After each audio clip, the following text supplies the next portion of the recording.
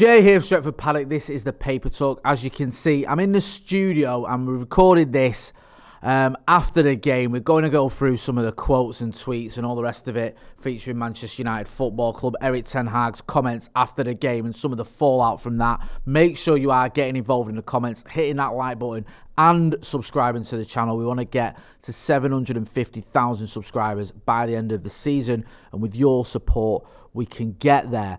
I mean, yeah, it's been a bit of a mess, and recently at Manchester United, and it's not getting it any easier. There's been a bit of fallout with Alejandro Garnacho and Erik Ten Hag. There's also been some talk of Erik Ten Hag and the press conference. Did he storm out, or was he already on his way out anyway when he was questioned about Manchester United having our worst ever Premier League finish, potentially? Looks like that's where we could be heading following the 2-2 draw against Bournemouth at the Vitality. Now, just on the Alejandro Garnacho situation. So, Ten Hag spoke about the Garnacho substitution. He said, I think we had to repair over the right-hand side. We didn't play well. The spaces were there. In possession, we had to bring a sub on there, or bring a sub there. Garnacho was during the week not training, only yesterday. We brought some energy and bring some more quality. Quality in the sense of cooperation and togetherness on the right-hand side. Now, Garnacho has been liking tweets that have criticised the manager, which is not obviously helping the situation. I don't know whether that's him personally, it's someone managing his Twitter account. We'll have to wait and see what happens with that. You may know that by now, by the time you're watching this. But it just adds to this air that Erik Ten Hag is a man who's under a bit of pressure.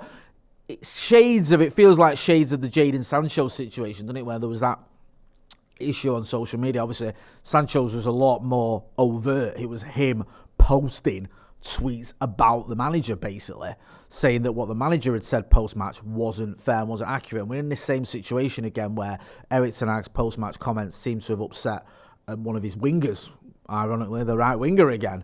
Seems that it's never-ending drama on that right-hand side of United's attack. So we'll have to wait and see what happens with this one. I mean, it's not great, is it? Let's be honest, we want a manager and his players to be getting on, but it might be a bit of a storm in a teacup. We'll have to wait and see how it pans out. I don't particularly think his comments were that egregious. I think Garnacho is obviously been, done well. He's only a kid, but I think he's more or less alluding to the fact that, talking about the fact that Garnacho hadn't trained. So it's not like he's just saying, "Oh, it's all Garnacho's fault because he's not good enough" or whatever. He's saying about the fact that during the week he wasn't training. So it depends how you look at it, really. You just get the impression this is a manager who is under fire. He's under pressure. He's getting it from all fronts. And he's in that area, or that in sort of period in his United career, what was similar to Louis van Gaal, where certain things may be getting looked at the wrong way. And what I mean by that is this sort of storming out of the press conference situation. Now, there was talk, or there was reports, and we tweeted at the time of footage of him sort of walking out of the press conference. It seemed like he stormed out of the press conference when he was asked about Manchester United falling below 7th in the Premier League. Asking whether you think you're going to finish above 7th or what's going to happen there. And he sort of walked out, and it looked like he was sort of almost storming out with a question that he wasn't happy with. However, Gaz Drinkwater, Gaz, who's been on the channel loads of times, he gave a bit of context to that, because he's obviously at the press conference. He said the press conference had already ended just before this question. Erik was already halfway off his seat when it was asked. So it wasn't quite him getting asked something that upset him and storming off. It's just this all adds to this air, whether it's accurate or not, whether the Garnacho stuff is, the whole story, whether him walking off in the middle of a question at the press conference asking about United's poor finish in the Premier League, is him really walking off mid-question, or he's already halfway out the door. You're getting the impression now that just everything's sort of not falling apart. That's slightly melodramatic, but he's getting it from all angles, Erik Ten Hag. It isn't a happy camp. The results haven't been great. United are in this position now where we're struggling in the league. We're in a rut. I think it's 1 win in 7 games in the Premier League, which isn't good enough. The salvation, obviously, is the FA Cup, but that doesn't excuse what we're seeing in the league, where you can go, well, we're in an FA Cup semi-final, and it's a winnable game. I say winnable, but the way United have been playing, nothing's winnable. A game against Coventry, so we don't need to worry about the league. Obviously, the league is your bread and butter, and some of the results we've had and the nature of some of those results have been poor. Now, Bournemouth are a decent side, And a 2-2 draw at the Vitality, especially when you've been behind twice, isn't the end of the world. But then when you look at it in the context of United having been winning games, when you look at the context of coming off the back of obviously losing a lead against Liverpool in the 84th minute, not the end of the world, but again, a bit annoying.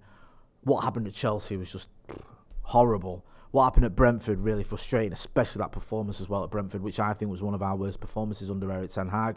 Then, on the whole, it's not great. Then you throw in some of this drama.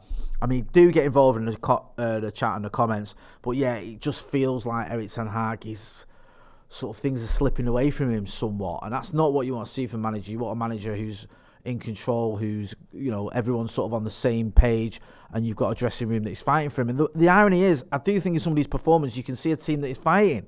But against Chelsea, we were 2-0, 2 goals behind, and we got it back to 3-2. I know ultimately we lost, but that's a team that was battling and kept going. Against Liverpool, we kept going. Obviously, the FA Cup game, we kept going. This isn't a team that's down tools or doesn't seem to be listening to the manager at all or is not up for it. But the flip side is, the results aren't great.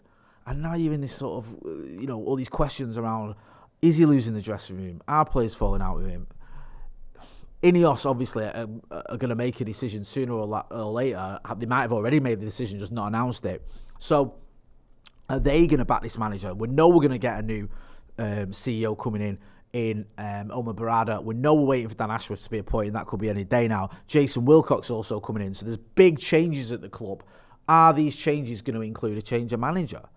Now, that might seem like the obvious one. Yeah, if you're going to change loads of things, change the manager. But then the flip side is you might go, look, you don't want to change everything. So you change the hierarchy, if you will, and give this manager a chance with some new signings, with this new structure, with some of the players returning. The problem is, at the minute, it just feels like there's just a lot of drama going on at Manchester United, and none of it really feels positive for Erik ten Hag. And I do feel like, just from what we're judging, on the watch along, on the reaction, on the post match stuff we've done, on social media, I know it doesn't give you the full story, but even in my group chats, I do feel like a lot of fans are getting to the end of the tether with Erik ten Hag, and it's sad to see. But I understand it.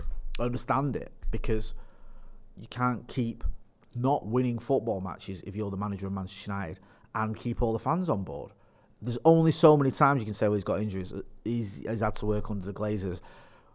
Look at his first season. Look at what he did at Ajax. That only carries you so far before people go, do you know what? I'm tired of these results. I'm tired of these performances. I'm tired of the same old issues rearing their head. We'll have to wait and see what happens. I don't think we're going to see any decision on Erik ten Hag anytime soon, but I do think we need to see some improvements before the end of the season. I don't know whether winning the FA Cup will be enough for this manager. But when you look at what's gone on, you feel like that is the minimum. I feel like if he doesn't win the FA Cup, I don't think he's got any chance of saving his job. And that's just my feelings. I don't know anything about it. But I feel like if he does win the FA Cup, he might give himself a fighting chance of keeping his job. Get involved in the chat and the comments. Let us know what you think. Make sure you are hitting like, share, and subscribe. I'm going to be back tomorrow with news outside Old Trafford first thing in the morning. Also, if you've not done already, go and check out the reaction from Andy Tate, from Adam McCall, and myself, and Stephen Alson from the pretty uninspiring draw at the Vitality Stadium. And also, you can check out the socials for all the rest of the Erik ten Hag quotes. There's a few more quotes that he made, but I mean, I can mention a couple of them. There's not much really to say in terms of what he said post-match. It's pretty bog standard. When he was asked about the fans being patient, it's up to them, but it's the truth. At this moment, with all the problems, we have to play to our levels. We can play very good into our levels when everyone is top form, but we have to do it for the whole 90 minutes. I mean, I could go on, but I won't. I'm sure you're already au fait with all the quotes from Erik ten Hag.